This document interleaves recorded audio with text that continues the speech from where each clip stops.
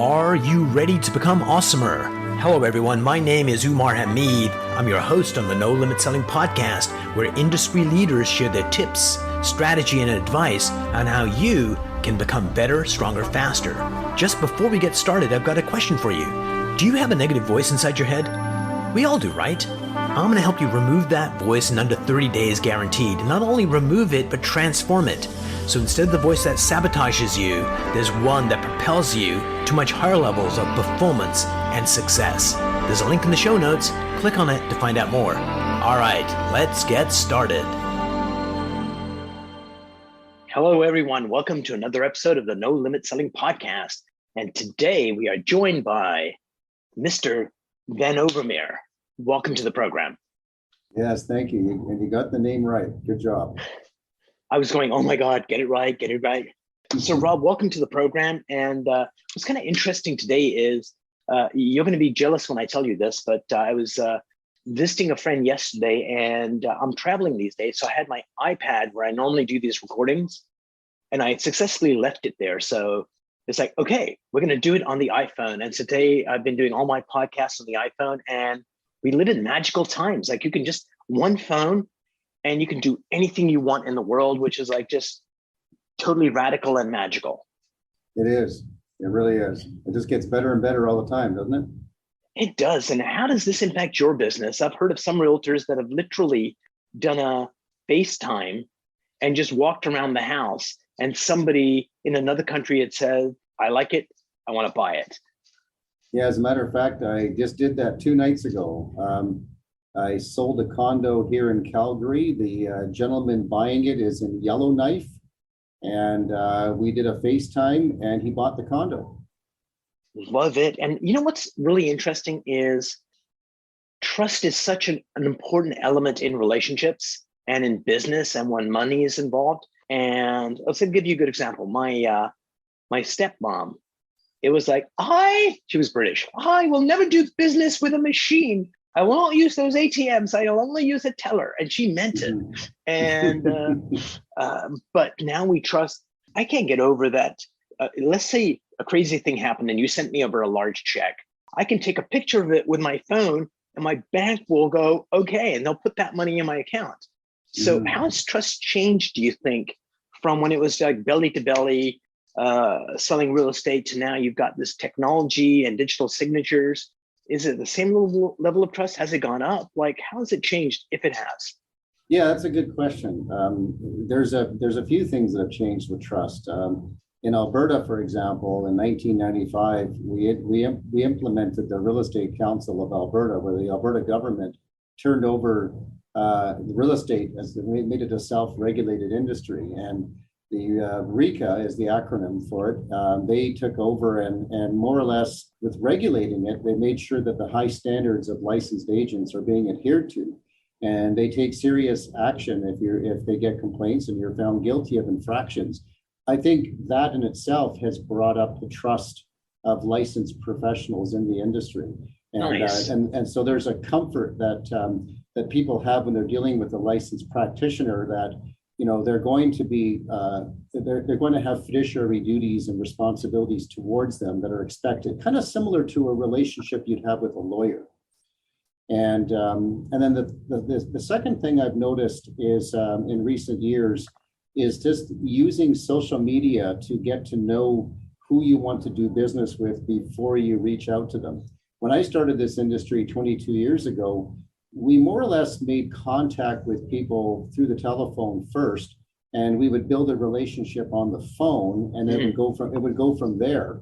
Now we're getting people who want to follow us on social media and watch our videos and watch everything we do online, and then they reach out to you and go, yeah, I've been watching you for 3 months. We're ready to do business. Yeah, isn't that interesting? Because in some ways you can lie online very easily, but it's easily found out. And when people are following you for a while, they see your character, who's engaging with you. Like Google reviews basically are the lifeblood of trust for a lot of realtors. Because, you know, when someone sees, 50 kick-ass amazing reviews, especially if you got a review that says, Rob was doing a deal, it went south. Rob came in, he saved the day, like he's our hero. I mean, if you just, have a flawless transaction, it's like, well, who the hell knows about Rob? But if something goes south and you step up, that's like, one of the few people that, steps up and makes it happen, because you really don't know, because everyone's talking about, I'm amazing, I'm going to be there for you. And most people are not. Yeah. And I'm glad you brought that up, because the other thing is people don't always know what we do. I think we tend to make it look easy. And so sometimes I know we've been guilty of being accused of making a lot of money as real estate agents for not doing very much for it.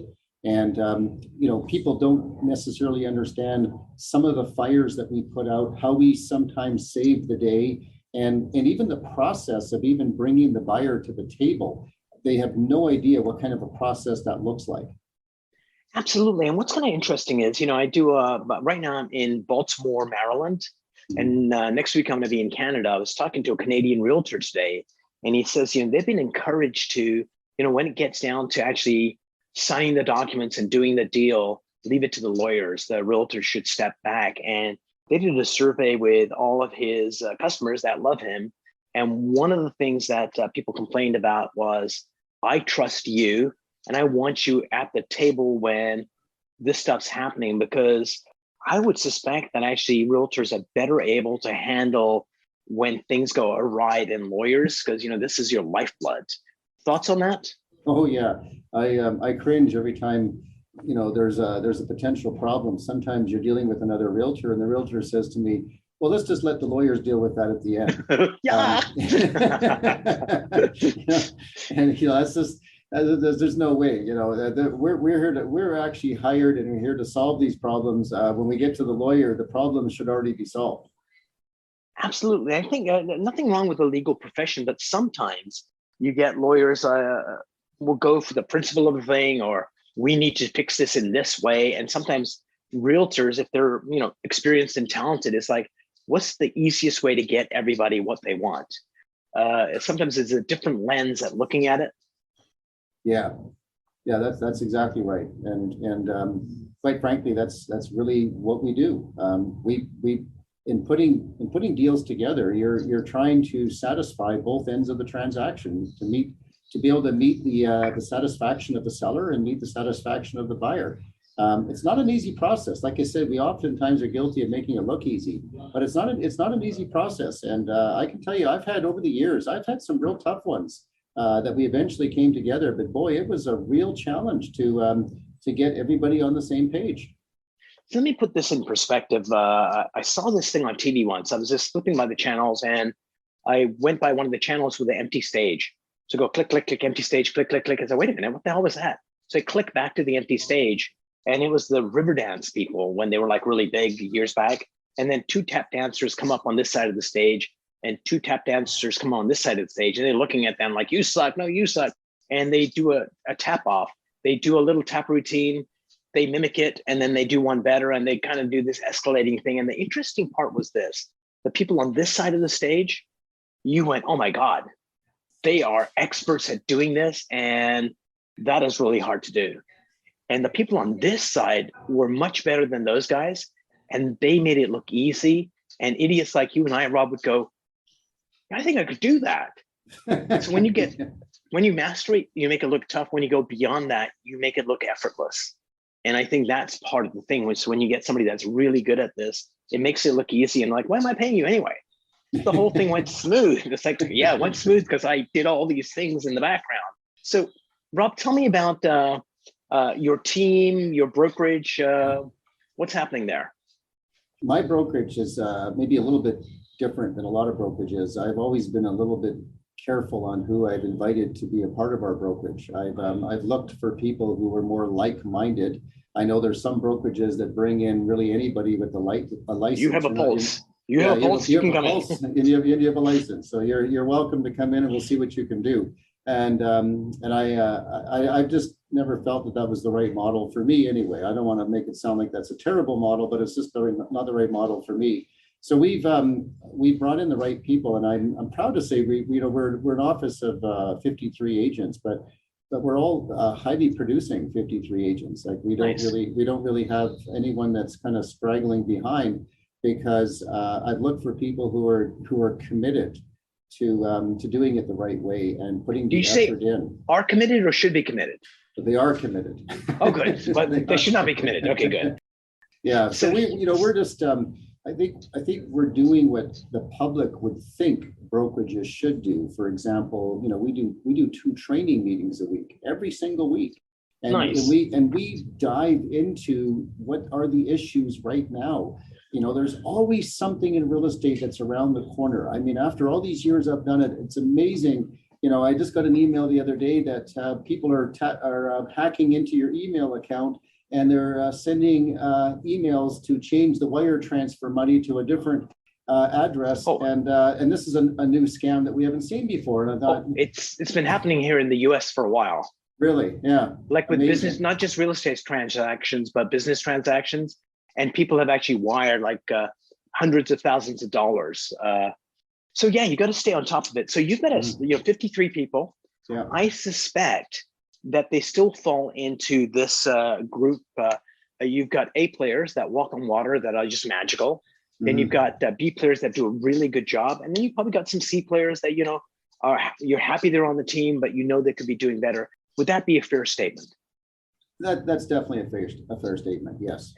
And the biggest chunk of people would be the B people, right? That just do a good job. That's right. The biggest chunk of people are always your B people. And so I'm going to give you, sorry, go ahead. I didn't mean to interrupt. No, I was just going to say to you, there's, but quite frankly, some people they have no desire to be anything but a B person either. Yeah, and they can have a really nice career and support the family and all that stuff. So here's a hypothesis I have, and I'd like to kind of get your thoughts on it. My hypothesis is that, let's say the upper class of the B players and the A players, that their skill set is almost identical. The only difference is their mindset, how they approach what they're doing. That the B players with a little tweak, like they know what they're doing. They just need to be bolder or believe in themselves more or just chill out a little bit. Kind of thoughts on that. Do you think it's a mindset issue or do you think it's something else? Oh, you hit the hammer on the nail. It is 100% a mindset issue. It is everything that we create for ourselves. We think about it first. How we think is where we go. Yep. So, in this business, there's, it's amazing. There's no shortage of business. When you look at our market, just to give you an example, there was last month, just on our MLS alone, there was 2,200 transactions, and there's always 2 agents in each transaction. So essentially there was, 4,400 transactions that took place. So when you look at our business, if you, to be successful in this business, if you sold, 4 houses in a month, that's a pretty successful month. So you only need 4 out of 4,400, just to be successful. So you can imagine if your mindset was a little bit different, you could take that to 6 or 8, and and then then the sky becomes the limit. So yesterday I was on a call with one of my salespeople, and it was a university doing some research for us on the market. And my salesperson said, don't worry, you guys won't have to sell. We won't ask you to sell. And later on, I was just asking, you're projecting your stuff onto those people. It's not a selling job. But so anyway, it was kind of an interesting insight because we all have I heard this quote once, maybe I made it. You can attribute it to me. We all suck at something. Mm-hmm. We all have blessings and we're gifted in some areas, and there's other areas we have weakness. And if the area of weakness is an area you don't care about, no harm, no foul. But if something you want to do and there's a weakness there, that is an area that I think we need to improve. And sometimes it's getting more training. Sometimes it's a different mindset. So a good example would be looking at research on salespeople. There's a large percentage of salespeople that will bring a customer to the edge, talk around the sale, but won't say, hey, Rob, are you ready to sign the check? Let's move forward. They won't be able to take that step because of whatever's going on here. Right. And people that ask get an objection, and an objection is just another opportunity to help them say yes. So isn't that staggering? People are in that career and feel uncomfortable asking for the sale. I have actually taken when I'm coaching and training mentors, I have gone on appointments with them, which is, not too many brokers do that. And I've looked for what you just described. I've actually watched it firsthand, where you could see that they're ready to sign a contract right now, and then the agent says those terrible words. Okay, well, I think you've got all the information, so why don't you just give us a call back tomorrow and let us know what you think. Yep. And it confuses them, because they were thinking, oh, well, maybe I was prepared to sign, but I guess maybe we should think about this, so you just confuse them. You actually brought self-doubt into the client yourself. Oh, that's up here. Yeah, that's up here. Absolutely. And this is my hypothesis, Rob, that salesperson got in the car with you and went, I think that went really well. Yeah. You're looking at the pull your hair out. No, you were right there. And so I'll tell you something that is kind of super interesting is my wife passed away. That's not the interesting part, 4 years ago. And for the first year, I did not have one day where I didn't get out of bed. I didn't feel depressed or unmotivated or sorry for myself for an entire year. And at the end of the year, I took my ashes to the Pacific Ocean in Berkeley, California, to release them. And I tweaked my back that day. And by the next day, it was an excruciating pain. After my meetings that day, I found a chiropractor that took mercy on me and agreed to see me. And she couldn't fix it. Then she said, I'm going to test to see what's going on. It's called reflexology, where they kind of test with the body what's going on. So she asked 3 simple questions. Is this a physical issue? And the answer came back was no. Is this a chemical issue? Answer came back no. Then when she asked me, is this a emotional issue? And all of a sudden my body responded, hell yes. And she goes, when did this start? Yesterday. Did anything emotional happen yesterday? And I went, holy shit. For a year, I have deluded myself that everything's okay. And the wounds have gone so deep that I didn't allow myself. I didn't even go, I'm feeling depressed, I'll think about something positive. None of it happened. And that's when I started doing the healing process. So all of that brings me to, we delude ourselves so easily. And it's easy for other people to see. Like for some of your agents, you can probably see, hey, if Judy could be just a little bit more confident, she'd be a rock star. And Judy can't see it herself. So talk to me about blind spots. Like if somebody really believes they don't have a problem, how do you get them to see the blind spot? Yeah. Or can you get them to see it? Good question. Well, first, let me just acknowledge, and sorry about your loss, by the way. Thank you. Blind spots are real. They are absolutely real. And I'll give you an example. I had a realtor come on board as a brand new agent in 2018. And what she was doing before real estate was she was doing social media marketing for a number of different businesses. And in fact, even when she came into real estate, she first started with one of the higher producing agents. And she was doing her marketing. And then she came to me and said to me, I'm thinking of going on my own. And I said, I think you should. And she says, but I just don't think that I'm ready. I just don't think that I can do it, and you could see the self-doubt was there. And when I started with her, she had never had a job where she was self-employed. She's always worked for someone else. She's always had someone else giving her things to do, and she would just go and do them. And I had an entire year of working with her to overcome that self-doubt, and that she just didn't believe within herself that she was capable or even deserving of this kind of success. And so the first year, she only made $24,000 as a real estate agent. Well, after that mindset shift finally changed, it took about 18 months where she finally had her aha moment, and she got a big sale, and you can see that she started to recognize that maybe I can do this, maybe I'm meant for this, maybe I'm deserving of this. And as soon as her mind shifted and she accepted that, now she's right. Even last month, she was our top producing agent in our brokerage last month. Congratulations. What's her name? Ruth Alexander. Hey, Ruth, congratulations. And we should actually invite her on the show because, that's really interesting. One of the things that's really amazing is people don't use language accidentally. we speak the truth more than we realize. And I'll give you a good example. Somebody that's got those doubts about self and they end up closing a deal that's really important. You know what they say? The first thing they say, I don't believe it. Because they don't. And sometimes they get the aha moment and they get the epiphany and they go. And sometimes they go out of their way to sabotage themselves to validate the beliefs that they have. Because beliefs are self-fulfilling prophecies. And if I thought I was like incredibly handsome and attracted to women, I would just show up differently. And if women looked at me a certain way, it would be like, well, of course. And if they looked at me another way, it's like, oh, they don't get me. And if I had a belief that, I just don't get women, they don't like me, and then I'm going to find circumstances to validate that belief. And if somebody comes over, it's like, oh, they're just feeling sorry for me. So we need to be in the belief business as leaders. Is how do we identify the beliefs that our people have? Because most of those beliefs served us way back when, maybe, but they certainly don't serve us now. And so here's my personal philosophy. Rob, my greatest wish for you is for you to shine brightly. Because when you do that, you give permission to all the people around you to go on that journey as well.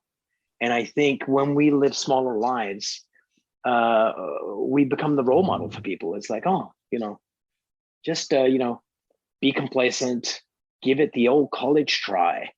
Oh, well, I gave it a shot. And I think when people kind of reframe it like that, it's like, holy cow, you mean I'm holding my kids back? Because I tell them every night they can be everything they want. The kids don't care about what you say. They watch what you do. Most definitely. Yeah, most definitely. I think all of us, I don't care who you are, we don't necessarily realize the impact we have on others when and what people watch and how they feel about themselves when they're around you. And I know I've had the good fortune of associating myself with some people who leave an impact on me, and it's basically written a slate on my life, and that's one of the reasons I found success. And I remember it was the first start of it was way back when, if you remember, a wonderful gentleman by the name of Jim Rohn. Yep, definitely. And Jim Rohn, I first went to see him in the early 90s, and I remember him saying, he says, you could be the biggest idiot, okay? He says, you could just be a complete Was idiot. he talking to you? Well, I think he was. I think he was, actually. Believe me, I felt it, because I was saying, I think I'm one of the biggest idiots in this room. He says, but if you would just hang out with people who are successful and who will give you positive energy, you will be successful. That's it. If you just did that, he says, you would find success. So thank you for sharing that. And I was actually interviewing a realtor in Paris, Ontario, not Paris, France. We were really disappointed, but yeah, his name is Josh. And one of the things he said that was like, if I go in a room and I'm the smartest guy in that room, I leave, because I wanted to be in the room with smarter people than me, because that's where I learn. Yeah, that's right. And so, yeah, it's a lot of the wisdom that we have today is recycled many times over, only because human beings don't change. Our toys change, but that human kind of connection with customers, bosses, family, spouses, that's why Shakespeare's still relevant today. Is not that we've got nostalgia, is that the shit he's talking about happens in our new modern lives. And I think that's what we need to understand, is that A, we are human, B, it's our responsibility to find our authentic, most powerful selves, and 3 is to be of service to others. Yeah, that's well said. And one of the things I really, really like is, or advice I like taking and like getting is, if you're feeling down on yourself today, it's really easy to fix. All you have to do is help someone. Go to a freaking soup kitchen, go on the street, help another agent. Just through helping, it just changes your whole being. And so it's like I want all of you to be selfish watching this. Help yourselves by helping others. You know what? It's a really good, it's a very good point what you just said. In fact, it really is one of the biggest reasons that I opened up my own brokerage, is that I have thoroughly loved helping the agents in my brokerage find success. About half of them I've actually coached from the beginning of real estate school into a career. And and and I just have, I get more out of that than anything that I do. And you're bang on, because anytime I have those down moments or those frustrating days, there's just nothing better than reaching out to one of the agents and saying, hey, who needs help today? I'm here to help you out. And, we have some wonderful conversations. Sometimes there's laughter, sometimes there's tears, but it always has a great outcome. One of the things that really amazes me is a million years ago, I was doing tech support. I used to be in the tech industry, and somebody would call up with this really tough problem, and they would go, "Oh yeah, thanks for answering my phone. I've got this tough problem." Da da da da da da. And then they go, "Oh," and they would solve it themselves. And they thought I was a genius. And all I let them do is articulate the problem and the solution they already had. And it was just, when it's inside your own head, it's hard to spot, but when you verbalize for somebody else. So it always led me to kind of believe that, many of the answers are here. And it's just having the ability to have a safe spot to have that conversation. And I think one of the things great leaders, great brokers provide is a non-judgmental, safe spot for people to articulate what's going on. And sometimes you can help them because they need it. And other times they just figure it out because it was a safe spot to kind of put everything in perspective. Would you say that's a true statement, or would you modify it? In fact, it is a true statement. In fact, I have a story that I could articulate this with if you want to hear my story. I do. I was working with this gentleman a few years ago. He was from Poland, and he was buying a house, and he went through a divorce. He was in a marriage for 20 years and first time buying on his own. In the process of finding him a home, he had very particular things he was looking for. So we looked at a lot of homes, probably 40 houses, if I remember correctly. And wow. I remember we finally walked into this home, and he was just so happy and excited, and I said to him, well, would you like to make an offer? He says, yeah, let's make an offer. And so we drove back to my office. It was probably a 20-minute drive, and we get back to the office, and I said, well, what would you like to offer? And he says, well, let's come in 10% below the ask price. And I said, well, I thought you liked the house. Now, what I didn't know at the time, which I definitely understand even more today, is during the process with this gentleman, he referenced his divorce a few times. He'd say things like, yeah, he says, I'd have a higher budget, but the ex she got my pension. He would make these kind of comments, and I kind of discounted them a little bit. But when the negotiations started, I recognized, I see what's going on. He's coming in with this low offer on a home that he likes. And you see, the filter he was looking through was really this divorce. You could tell that he had some resentment built up from this divorce. Yeah. And I don't think he recognized it, And here we are. This is a defining moment in his life. Here we are. You're moving forward with your life. You have a beautiful home that we have just found. You have an opportunity to have a fresh start, and you have a home that you can be proud of and live in. And there's an opportunity here to really let go of the past and let's move on, And it was interesting as we started this negotiation, and a lot of conversations went back and forth. I can't remember everything that was said, but I literally asked him lots of questions. And I'll remember the defining moment. He says to me, Rob, he says, I have a feeling that maybe I'm kind of just so angry about my divorce that's stopping me from making a good decision here. He says, I need to let go of that, don't I? Bravo for him. Bravo for you getting him there. But you can't take them over that last inch. They have to do it themselves. And absolutely. And that's exactly what it was. Yeah. Nice. One of the things I help people really understand is that, so take them through an exercise where, you're 5 years old and you want this bike, and your parents buy you a used bike because that's what they can afford. Mm-hmm. And all these other things that happen to them. And, it's their parents did it, it's their boss did it, it's this person did it. And the last thing I share with them is you're driving to work and somebody cuts you off in traffic and almost kills you. And then it's like, there's a really good chance that person doesn't even realize they cut you off. Mm-hmm. Or they know they cut you off and they're laughing at the cooler right now with their buddies. You should have seen the look on his face. And then they kind of realize that, wait a minute, on that driving thing, they're not holding on to it. They don't even remember. I'm holding on to the past. And what if all the other things that have happened, it's not my ex-wife holding on to it, it's me. And when people realize that, it's like, holy cow, why am I hurting myself that way? But it's hard to get that perspective when it feels real, when it's just like that bitterness is there. And if there was injustice there, which might be real or perceived, but if it's perceived, it's real to you. So, you're one part business guy, 2 part psychiatrist, 1 part salesperson. So Rob, a few questions before we part company. We talked about blind spots, and we all have them. What's a particular skill set or something you're working on that the next version of Rob appears? What are you working on to make yourself better, stronger, faster?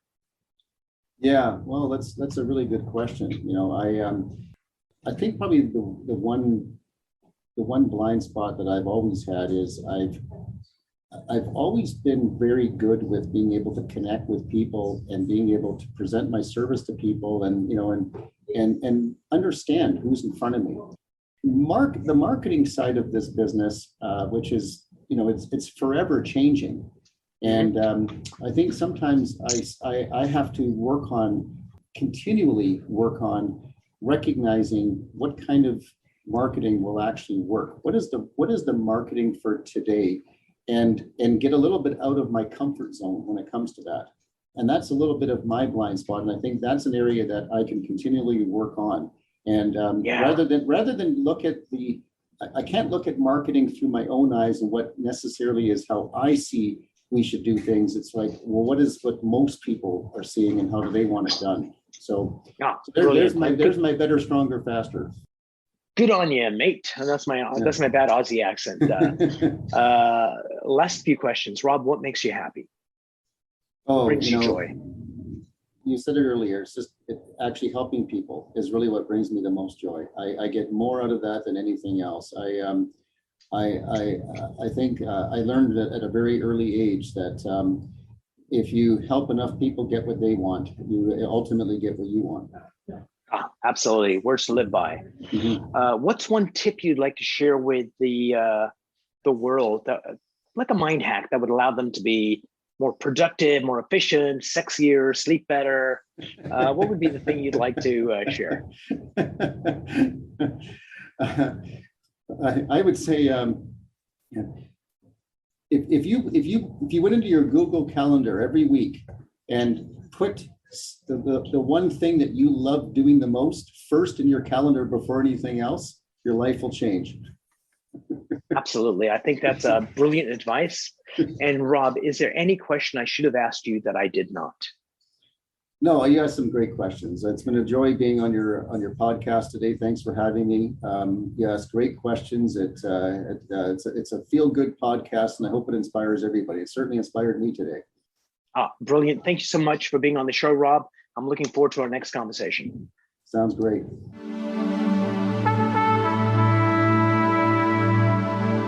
If you enjoyed this episode, please go to iTunes and leave a 5-star rating. And if you're looking for more tools, go to my website at nolimitselling.com.